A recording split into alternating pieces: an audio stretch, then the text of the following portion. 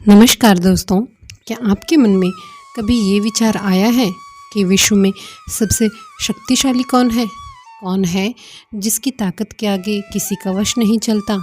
इस प्रश्न का उत्तर हम आपको एक कथा के माध्यम से देंगे।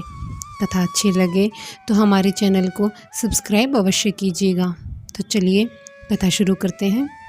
एक बार भगवान गौतम बुद्ध अपने शिष्यों के साथ किसी पर्वतीय स्थल पर ठहरे थे। शाम के समय वो अपने एक शिष्य के साथ भ्रमण के लिए निकले। दोनों प्रकृति के मोहक दृश्य का आनंद ले रहे थे।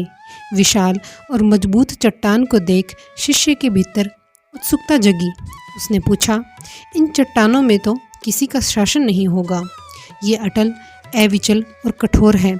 शिष्य की बात सुनकर बुद्ध बोले, नहीं, इन शक्तिशाली चट्टानों पर भी किसी का शासन है।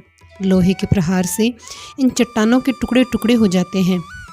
इस पर शिष्य बोला, तब तो लोहा सर्वशक्तिशाली हुआ। बुद्ध मुस्कुराए और बोले, नहीं, अग्नि अपने ताप से लोहे का रूप परिवर्तित कर सकती है। उन्हें धैर्यपूर्वक सुन रहा शिष्य बोला, इसका मतलब अग्नि सबसे शक्तिशाली है? बुद्ध ने फिर उसी भाव से उत्तर दिया, नहीं, जल अग्नि की उष्णता को शीतलता में बदल देता है और अग्नि को शांत कर देता है। शिष्य कुछ सोचने लग गया। बुद्ध समझ गए उसकी जिज्ञासा अभी पूरी तरह शांत नहीं हुई है। शिष्य ने फिर सवाल किया, आखिर जल पर किसका शासन है? भगवान बुद्ध ने उत्तर दिया, वायु का। वायु का वेग जल की दिशा को बदल देता है।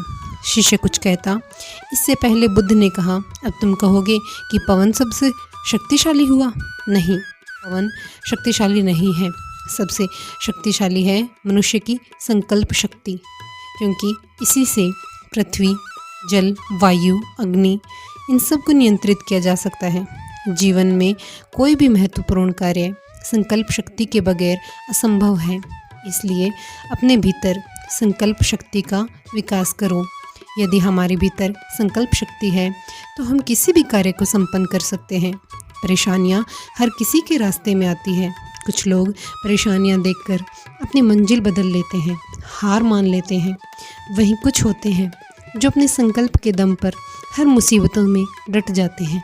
समय परीक्षा लेता है, लेकिन हमारी संकल्प शक्ति एक दिन हमें कामयाब अवश्य करती है। इसलिए आप अपने जीवन में जो भी पाना चाहते हो उसके बारे में सोचो और ध्यान रखो, मुसीबतें आएगी, पीड़ा होगी, मन भटकेगा, किंतु संकल्प मजबूत रहा तो एक दिन सफलता अवश्य मिलेगी।